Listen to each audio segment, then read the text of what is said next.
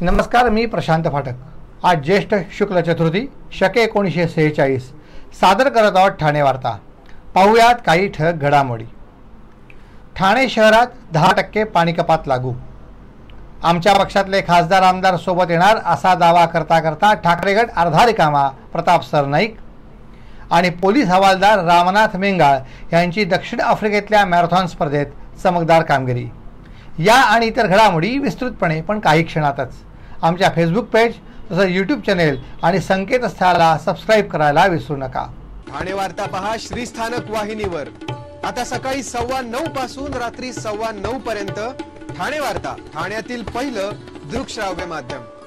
ठाणे वार्ता आणि श्रीस्थानक वाहिनीचं लाईव्ह स्ट्रीमिंग ठाणेवार्ता.com वरील लाईव्ह स्ट्रीमवर क्लिक करा आणि अगदी मोबाईलवरही ठाणे वार्ता श्रीस्थानक वाहिनीचा आनंद लुटा। यासाठी आमचं ॲप डाउनलोड करा। ठाणे वार्ता पहा श्रीस्थानक वाहिनीवर। आता सकाळी 9:15 पासून रात्री 9:15 पर्यंत ठाणे वार्ता, ठाण्यातील पहिलं दृकश्राव्य माध्यम। आपण पाहत आहात श्रीस्थानक वाहिनी, ठाणे जिल्ह्याचं मुख्य व्यासपीठ। ठाणे आणि आजूबाजूच्या परिसरातही आता पावसाला सुरुवात झाल्याचे दिसत आहे। गेल्या 24 तासात ठाणे शहरात जवळपास 40 मिलीमीटर पावसाची नोंद झाली आहे।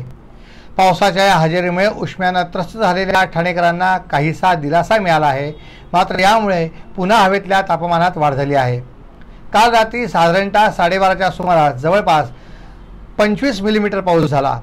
ढगांच्या गडगडासह काल पावसानं जोरदार हजेरी लावली होती। या पावसामुळे सखल भागात पाणी साचलं होतं। मुंबई महानगराला पाणी पुरवठा करणाऱ्या जलाशयांमधल्या पाणीसाठ्यात घट झाल्याने हा साठा अधिकाधिक काळ उपयोगात यावा या दृष्टीने खबरदारीचा उपाय म्हणून मुंबई महानगरपालिकेने पाणी पुरवठ्यात 10% कपात करण्याचा निर्णय घेतला आहे। ही कपात लागू झाल्याने मुंबई महापालिकेकडून मिळणाऱ्या पाण्याचा पुरवठा करण्यात येणाऱ्या ठाणे शहरातल्या काही भागातही 5 जूनपासून 10% पाणी कपात लागू झाली आहे।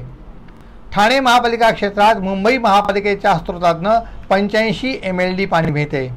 या पाणीसाठ्यातनं महानगरपालिका हद्दीतील नौपाडा, पाचपाखाडी, हाजुरी, लुईसवाडी, रघुनाथ नगर, नामदेववाडी, साईनाथ नगर, रामचंद्र नगर 1, किसन नगर नंबर 1, किसन नगर नंबर 2, शिवाजी नगर, पडवळ नगर, जनता झोपडपट्टी, शिवशक्ती नगर, करवालो नगर, अंबिका नगर, ज्ञानेश्वर नगर, जय भवानी नगर, वाडी, जिजामाता नगर, बाळकुंपाडा नंबर 1, लक्ष्मी नगर, आंबेडकर नगर, मानपाडा, कोपरी धोबीघाट, गावदेवी, जलकुंभ, टेकडी बंगला जलकुंभ, भटवाडी, इंदिरानगर, आनंदनगर, गांधीनगर, कोपरी कन्हैया नगर या परिसरात पाणी पुरवठा केला जातो। याच भागात आता 10% पाणी कपात लागू झाली आहे। या पाणी कपातीच्या कालावधीत पाण्याचा आवश्यक साठा करून ठेवावा आणि त्याचा काटकसरीने वापर करून ठाणे महापालिकेस सहकार्य करावे असे नागरिकांना आवाहन करण्यात आले आहे।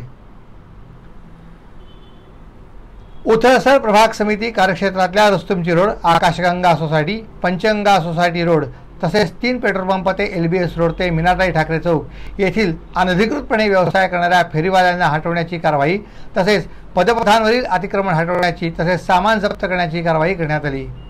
उथळसर प्रभाग समितीतील अतिक्रमण विभागाने ही कारवाई केली।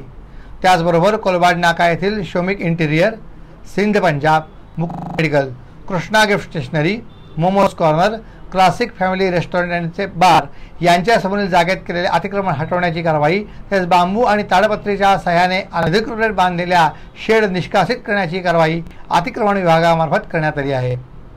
यापुढील घडामोडी एका छोट्याशा ब्रेक नंतर कुठे जाऊ नका, पाहत राहा फक्त ठाणे वार्ता।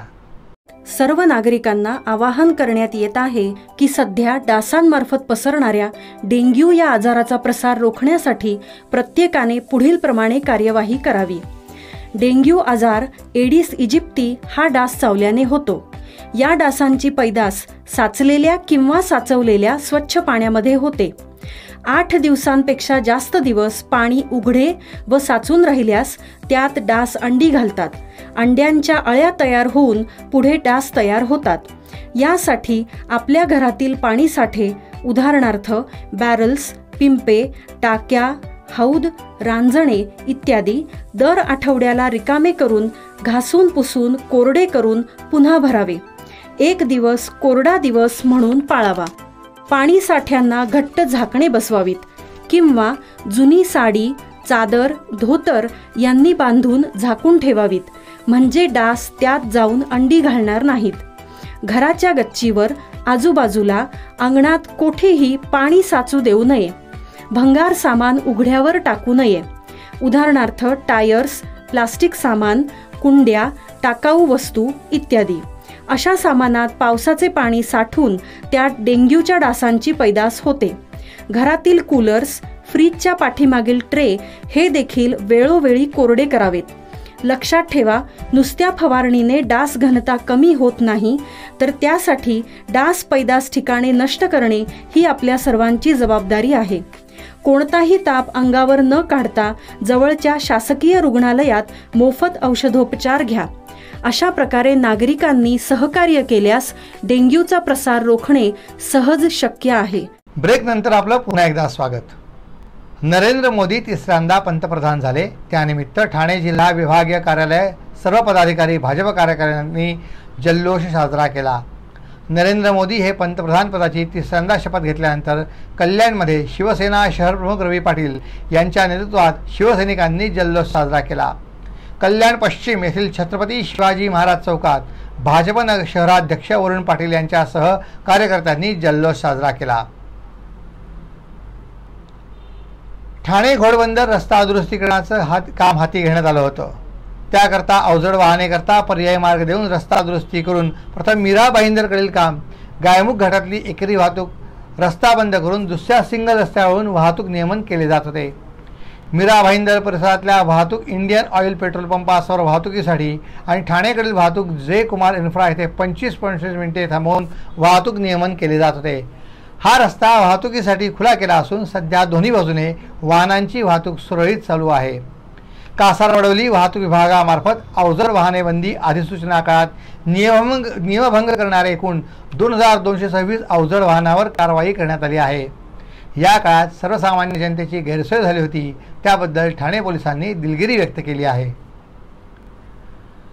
ठाणे वाहतूक शाखेतल्या एका पोलीस हवालदारानं दक्षिण आफ्रिकेत झालेल्या मॅरेथॉन स्पर्धेत चमकदार कामगिरी केली आहे. पोलीस हवालदार रामनाथ मेंगाळ हे कापूरवाडी वाहतूक शाखेत कार्यरत आहेत. त्यांनी अलीकडेच म्हणजे 9 जूनला झालेल्या दक्षिण आफ्रिकेतल्या दरबान घरातील 85 किलोमीटर अंतराच्या मॅरेथॉन स्पर्धेत यशस्वी कामगिरी केली आहे. त्यांनी ही स्पर्धा 11 तास 28 मिनिटात पूर्ण करून ठाणे शहर पोलीस दलाचे नाव चमकवलं आहे. आमच्या पक्षातले खासदार आमदार सोबत येणार असा दावा करता करता ठाकरे गट आधारे कामा झाल्याची टीका आमदार प्रताप सरनाईक यांनी केली आहे. सरनाईक आज प्रसिद्धी माध्यमांशी संवाद साधत होते. असे दावे होत राहतात, हा एक राजकीय समीकरणाचा भाग आहे. कार्यकर्त्यांचे खच्चीकरण होऊ नये याकरता दावे नेत्यांना करावे लागतात, असं सरनाईक यांनी सांगितलं. मंत्रिपदाच्या शर्यतीत प्रत्येक वेळेला माझं नाव येतं. 2014ला दुसऱ्यांदा आमदार झालो तेव्हाही आपलं नाव आलं. 2019ला तिसऱ्यांदा आमदार झालो तेव्हाही नाव आलं. या नावातच मी समाधानी असल्याचं सरनाईक यांनी सांगितलं. आपण मंत्री होण्यापेक्षा ठाण्याचा मुख्यमंत्री झाला हे महत्त्वाचं असल्याचं सरनाईक यांनी सांगितलं. राज्यात शिवसेनेचा 46%हून अधिक स्ट्राईक रेट राहिला आहे. एकनाथ शिंदे यांनी खऱ्या शिवसेनेची ताकद दाखवून दिली आहे. नितीश कुमार, चंद्रबाबू नायडू यांच्यानंतर जर मुख्यमंत्र्यांचे भाषण होत असेल तर ती अभिमानाची गोष्ट आहे, असंही सरनाईक यांनी सांगितलं. आपण पाहत आहात श्री स्थानक वाहिनी, ठाणे जिल्ह्याचं मुख्य व्यासपीठ. ठाणे वार्ता पहा श्री स्थानक वाहिनीवर. आता सकाळी 9:15 पासून रात्री 9:15 पर्यंत ठाणे वार्ता, ठाण्यातील पहिलं दृकश्राव्य माध्यम. ठाणे वार्ता आणि श्री स्थानक वाहिनीचं लाईव्ह स्ट्रीमिंग ठाणेवार्ता.com वरील लाईव्ह स्ट्रीमवर क्लिक करा आणि अगदी मोबाईलवरही ठाणे वार्ता श्री स्थानक वाहिनीचा आनंद लुटा. यासाठी आमचं ॲप डाउनलोड करा. ठाणे वार्ता पहा श्री स्थानक वाहिनीवर. आता सकाळी 9:15 पासून रात्री 9:15 पर्यंत ठाणे वार्ता, ठाण्यातील पहिलं दृकश्राव्य माध्यम. आपण पाहत आहात श्री स्थानक वाहिनी, ठाणे जिल्ह्याचं मुख्य व्यासपीठ. आपण आपले कार्यक्रम अथवा बातम्या आम्हाला ठाणेवार्ता@gmail.com या आमच्या ईमेलवर कळवू शकता. ठळक घडामोडी शेवटी पुन्हा एकदा. ठाणे शहरात 10% पाणी कपात लागू. आमच्या पक्षातील खासदार आमदार सोबत येणार असा दावा करता करता ठाकरे गट आधारे कामा प्रताप सरनाईक आणि पोलीस हवालदार रामनाथ मेंगाळ यांची दक्षिण आफ्रिकेतल्या मॅरेथॉन स्पर्धेत चमकदार कामगिरी. या होत्या ठाणे वार्ता. आपली एखादी बातमी बघायची राहून गेल्यास आपण आमच्या ठाणेवार्ता.in या संकेतस्थळाला किंवा फेसबुक पेज तसंच यूट्यूब चॅनेलला अवश्य भेट द्या. तर पुन्हा भेटू पुढील बातमीपत्रात फक्त श्रीस्थानक वाहिनीवर. धन्यवाद.